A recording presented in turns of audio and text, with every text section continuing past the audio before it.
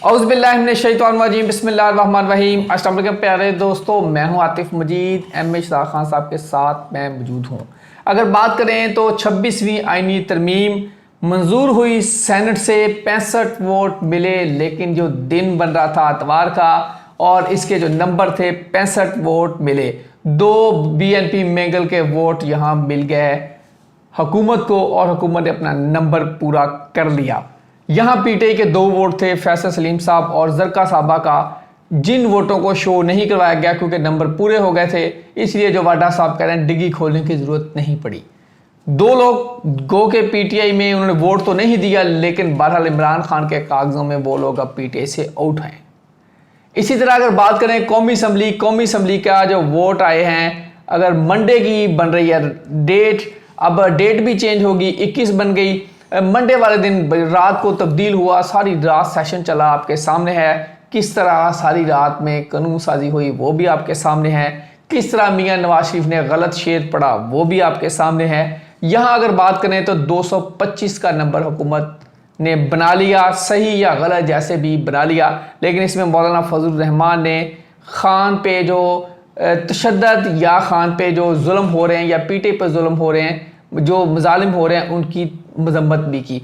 मैं बात करूंगा पाकिस्तान तहरीक इंसाफ के बड़े सारे लोग अब पार्टी का हिस्सा नहीं होंगे, क्योंकि उन्होंने चाहे आज़ाद हैसियत में ही वोट दिया, लेकिन पार्टी से अब पार्टी उनसे किनारा कुछ इख्तियार कर लेगी।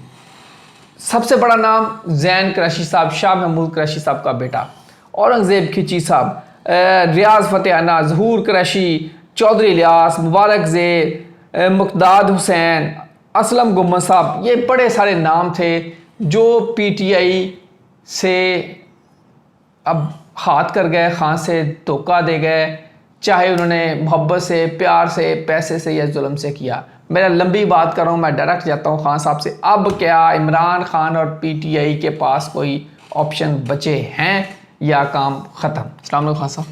वालेकुम अस्सलाम, बिस्मिल्लाहिर्रहमानिर्रहीम। इन्नल्लाह यामुरु बिल अदली वल एहसान, बेशक अल्लाह हुक्म देता है इंसाफ करने का और एहसान करने का। जी खान साहब, सबसे पहले तो मैं यही बात करूँगा, तरमीम मंजूर हो गई, 225 नंबर ले लिए, अब आप क्या देख रहे हैं? सबसे पहले तो ये है, इसके बाद पीटीआई और इमरान खान के लिए मुश्किलात शुरू हो गई हैं। कुछ लोग कह रहे हैं, आप कह रहे हैं पीटीआई की मुश्किलात ख़त्म होने जा रही हैं, क्या देख रहे हैं? जायचे और जफर से बताएं। 225 लिए, थोड़ी काउंटिंग करके। 225 लिए जी सर, एनए से, नेशनल असेंबली सेनेट से 65 लिए। देखिए जी, 2 तारीख को ये 20/10/2024 को ये सेनेट ले गई हो। जी सर। और 2 भी थी और तमाम डिजिट काउंट करो 2, और जो चांद था वो सेकंड हाउस में 2, और 65 सीटें ले गई, 6 और 5 11 दुखी। ये खान के लिए फ़ायदेमंद है सर, सारे बंदे चले गए हैं, लोग अभी 2-7-9 खान के लकी नंबर, ये मैं साबित करूंगा। पेवस्ता राय शजर से उम्मीद है बाहर रख। उस सेनेट की वोटिंग के बाद फिर मौलाना फजलुर रहमान साहब की आमद हुई और उन्होंने कहा मैं पीटीआई के साथ हूँ एंड तक, कब तक? जुल्म तक, मफहूम है इस बात का। और उन्होंने कहा ये एहतजाज कर रहे हैं, बॉयकॉट कर रहे हैं, ये उनका एहतजाज करना हक है उनका। ये नहीं कहा कि गलत कर रहे हैं पीटीआई के हवाले से। बंदा मैंने कहा था मौलाना फजलुर रहमान मुश्तरी के मालिक के साथ नहीं छोड़ेंगे। दूसरी तरफ अगर हम देखें तो नेशनल असेंबली में उन्होंने ले ली 225, टोटल करो 9 बन गया।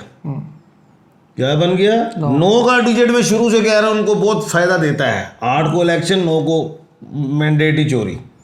इधर भी नेशनल असेंबली से ले गए नंबर डिजिट 9, 225, ये बनता है 9, और तारीख बन गई 3/10/2024, और डिजिट निकला 3। 3 का मतलब होता है हवा, उड़ जाना, यानी कि हुकूमत ने अपनी तरह से नंबर पूरे करके उड़ा दिया पीटीआई को। अब पीटीआई उनकी किताब में उड़ गई है, मेरी किताब में नहीं उड़ी, क्योंकि 3 साल के लिए जस्टिस साहब तो वो ले आएंगे, हो गया। जस्टिस साहब भी वो ले आएंगे, या अफरीदी साहब, ऑनरेबल जस्टिस साहब। सेकंड पे अमीनुद्दीन खान साहब है, थर्ड पे जो हैं वो मंदो खेल साहब। लेकिन या अफरीदी जो मैं शुरू से ये बोल रहा हूँ, ऑनरेबल जस्टिस साहिबान, जो 3 साल सर्जन जो है ना, जो हुकूमत का एक सर्जन भी होता है, उसने 3 साल का टीका लगा दिया कि तुम 3 साल के लिए जिंदा हो। ठीक है, ठीक है, लेकिन ये टीका 3 साल का लगा है, लगना ही नहीं है, इससे पहले होना है। वो लग गया ना टीका। नहीं लगना, मेरी पेशेंट को ही है। 3 साल का टीका लगा है कि जस्टिस साहब बढ़ गए। अब उस जस्टिस साहबान की वजह से हुकूमत अपने आप में सोच रही है कि सानू टीका लग गया 3 साल का, सानू दवाई चुवाई खाने की जरूरत नहीं। और उन्हें नहीं पता अंदर कैंसर हो गया, आपस में लड़ने के। सही बात। कैंसर हो गया है। अब वो कैंसर ऐसा कैंसर है जिसकी दवाई अभी नहीं आई। क्या कहा मैंने? दवाई अभी नहीं आई। और दूसरी चीज़, ये स्ट्रेचर पे चले जाएंगे, साल बाद चले जाएं, 6 महीने बाद चले जाएं। एक को तो जाना अभी पड़ेगा। एक तो हमारे जो हैं जनाब मोहतरम वज़ीर आज़म साहब, उनको तो आप देखेंगे जाते हुए। कहाँ? अभी तो आउट ऑफ कंट्री जा रहे हैं। फिलहाल तो वो जा रहे हैं, ठीक है ना, अभी जाते देखेंगे। और तुम मुझसे कुछ ना पूछो, वो जा रहे हैं, हुकूमत से जा रहे हैं। कहाँ जा रहे हैं? वो जा रहे हैं ना, शाबाश। हुकूमत छोड़ के चले जाएंगे।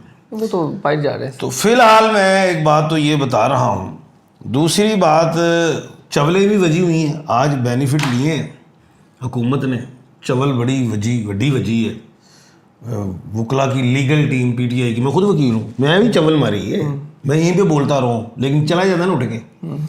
जब बल्ले का निशान छूट गया था, छिन गया था, तो भाई पार्टी तो नहीं खत्म हुई थी। शुरू से कहा था मैंने, भाई किसने मशवरा दिया है कि आप जाके उसमें बढ़ जाएं, क्या नाम है, हामिद रजा साहब की है, किसी और से चले जाओ। भाई अपनी पार्टी से इलेक्शन लड़ो। आज उसके बेनिफिट्स लिए मैंने कहा था, ये जो हुकूमत है ये आज़ाद अरकान वाली गेम करेगी, नोटिफिकेशन वाली कि जारी नहीं हुआ, ये नहीं हुआ, फलाना नहीं हुआ, वो गेम की इन्होंने। और बाकी ये भी कहा था कि ये नंबरिंग करेंगे इधर उधर फलाना। लेकिन ये ऐसे, ये मैंने कहा था कि स्ट्रेचर पे गई हुई है और इनके प्लस्तर भी हुए हैं। अब इन्होंने वो प्लस्तर ही किए हैं, 2 सीट अदरों चुक, 3 अदरों चुक, 4 अदरों चुक, प्लस्तर किए हुए हैं। लेकिन इन्होंने ये नहीं पता, ये जख्मी हुकूमत है। ये वाला कैंसर खुल जाएगा, इधर से कोई कैंसर निकल आएगा, कोई पाँव से निकल आएगा। कौम की दुआएं भी हैं इस हुकूमत के ऊपर, दुआएं तो बहुत है कौम की। वो आपको पता चलेगा कैसी कैसी दुआएं हैं, वो सुनते ही हैं आप सारी दुआएं। चले खैर, आज सवाल कीजिए। सर मैं ये पूछूंगा, जो हो गया, PTI के लिए अब मुश्किल हो गई है आपके ख्याल में? बिल्कुल नहीं है, आप किसी गलत फहमी का शिकार हो गए हैं। 20 तारीख को जो मंगल है वो चला गया है कर्क में, और 29 क्या कहते हैं अक्टूबर को आपने देखना है मरकरी वृश्चिक में जा रही है, जो दवाम बख्शेगी इमरान खान को। और मेरी जो बहनें हैं वो पहले तो बहनें रिहा होंगी, आप देख लीजिएगा आइंदा। बिल्कुल। लेकिन पार्टी तो बढ़ गई सर। तो इतने लोग छोड़ गए, सारे छोड़ से क्या उधर चले गए?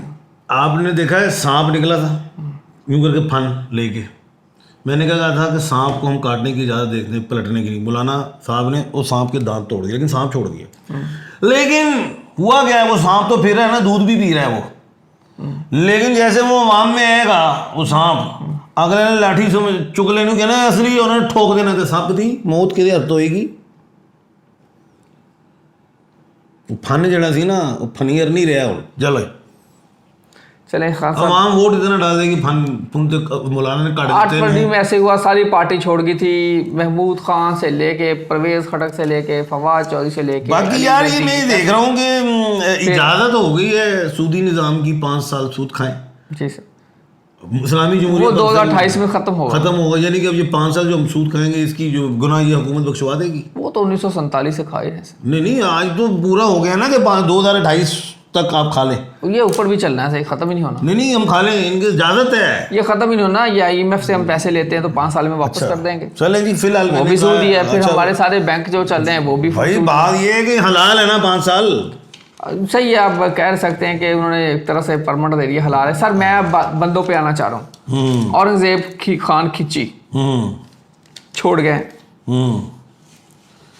रियाज फतेहाना छोड़ गए, जैन क्रशी छोड़ गए, ज़हूर क्रशी निकल गए, चौधरी इलियास निकल गए, मुबारक ज़ेब निकल गए, ब्रिगेडियर असलम गुम्मन निकल गए, मुक़दाद हुसैन ये भी चले गए। अब मसला ये है, ये सारे बंदे ज़रका, डॉक्टर ज़रकास, फैसल सलीम, अब एक तरह से PTI को खाली कर दिया। लेकिन असल जो पॉइंट है जो बैरिस्टर गौर साहब ने भी उठाया, और जो आने वाले दिनों में जो पॉइंट आएगा, एक तो ये किस स्टेट का डिस्कस होगा, जो केपीके की हाउसी सेनेट में वो मुकम्मल नहीं था, वो अवान नामुकम्मल था, नंबर 1। नंबर 2, मखसूस नशिस्तों का अगर कल फैसला आ जाता है, वोटिंग हो चुकी है, वो भी एक तरह से नामुकम्मल होगा। तो ये क्या सारा इसको किसी जगह पे जाके होगा या बस हो जाएगा, पीटीआई की को नशिस्तें मिल जाएंगी, नंबर 1, ये मैंने कह दिया आपको, पेशन गोई में शामिल है। नंबर 2, ये जो लोग शोक फारिग हुए हैं ना, वो तुम इलेक्शन ही क्यों लड़ते हो? जो ਤੁਹਾਡੇ ਪੈਰਾਂ 'ਚ ਭਾਰ ਹੀ ਨਹੀਂਗਾ, ਐਕਟਿੰਗ ਕਰਦੇ ਹੋ, ਤਕਰੀਰ ਕਰਦੇ ਹੋ, ਤੁਸੀਂ ਕਰੋ ਹੀ ਨਾ। ਹੁਣ ਤੁਸੀਂ ਦੋ ਪਾਸੇ ਜ਼ਲੀਲ ਹੋਏ ਹੋ, ਕਿੱਥੋਂ ਘਰੋਂ ਵੀ ਦੁਬਾਰੋਂ ਵੀ, ਘਰੋਂ ਵੀ ਬਾਹਰੋਂ ਬੋਤਾ, ਘਰ ਦੀ ਵੈਲੀ ਕੋਈ ਨਹੀਂ ਹੁੰਦੀ, ਬਾਹਰੋਂ ਛਿੱਤਰ ਖਾਂਦੇ ਹੀ ਨੇ। ਸਹੀ ਬਾਤ। ਆਵਾਮ ਤੋਂ ਹੁਣ ਮੂੰਹ ਕਿੱਥੇ ਲੈ ਕੇ ਜਾਣਗੇ? ਨਾ ਖਲੋਵੋ ਤੁਸੀਂ, ਜੇ ਤੁਹਾਡੇ 'ਚ ਪਾਰ ਹੀ ਨਹੀਂ, ਦਿਲ ਮੈਂ ਕਿਉਂ ਨਹੀਂ ਇਲੈਕਸ਼ਨ ਲੜ ਸਕਦਾ, ਸਾਡੇ 'ਚ ਪਾਰ ਹੀ ਨਹੀਂ। ਬੜੇ ਲੋਕ ਉਂਗਲ ਕੇ ਖਾਂ ਜੀ इलेक्शन, मैं कहा नहीं भाजी, मैनू सप वड जाएगा, मैनू जहर चढ़ जाएगा, मुझे सबसे ज़्यादा मैनू की चढ़ जाएगा, सही जहर चढ़ जाएगा। अब वो आप बर्दाश्त नहीं कर सकते तो फिर फ़ायदा क्या? सर मैं सबसे ज़्यादा, मुझे ज़ाती तौर पे अफसोस हुआ जैन कुरैशी साहब का। शाह महमूद यार वली ओलियों की लादे हैं, वो नहीं बख्शियां गई हैं, असी तुसी की हो। शाह महमूद कुरैशी इतनी देर से अंदर है और यहाँ वली ओलियों की लादे हैं, और पार्लियामेंट में वही आके बैठते हैं। ये सोचें पार्लियामेंटेरियन जो चुकिया गया है, कल ਨੂੰ ਅਸੀਂ ਚੁੱਕੇ ਜਾਣਗੇ। ਜਿਹੜੀ हुकूमत 3 ਸਾਲ ਦਾ ख्वाब ਲੈਕੇ ਬੈਠੀ ਹੈ, ਇਹ ਵੀ ਸੋਚਣ।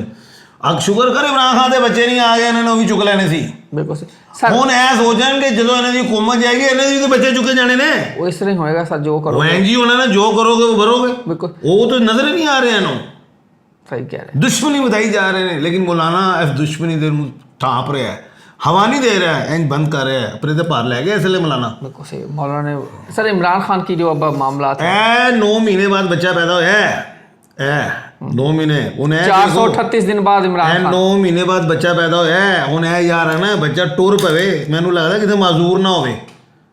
438 दिन बाद ये तरमीम आई है, नहीं खान को हो गए हैं। वो तो ठीक है, मैं तरमीम की गल कर रहा है, जेड़ा बच्चा पैदा होया है 9 महीने बाद। अब तो हो गया सर, अब तो हुण टुरेगा कि नहीं? वो साडा फंडामेंटल राइट नहीं टुरिया तो नहीं टुरना। चलो सर, एंड पे सर क्या पैगाम देंगे, जो कंक्लूड करें बात को? क्या कंक्लूड यही है अवाम के लिए, बात यह है, अवाम आप देखें, मेरी बात सुने, आपको ना पता है आईनी पैकेज क्या, वो बेंच क्या होता है, ना आपको पता है आईनी अदालत क्या होता है। आईनी बेंच जो होता है वो सुप्रीम कोर्ट के अंडर है, आईनी अदालत होती तो वो सुप्रीम कोर्ट के अंडर नहीं होती, वो खुद एक पावर रखती है, सुप्रीम कोर्ट कमज़ोर होती। तो ये जीत हुई है पीटीआई की, ये अवाम की जीत हुई, इसे नंबर 1। नंबर 2, वो आर्मी ट्रायल जो मिलिट्री ट्रायल जो है वो खान पे नहीं होना, ये 2 जीतें। तीसरी बात मैंने कहा था, जनाब ऑनरेबल जो हमारे हैं, मैं कहा ईसा फैज साहब नहीं रहेंगे, वो नहीं रहे, यानी कि वो छोड़ के जा रहे हैं।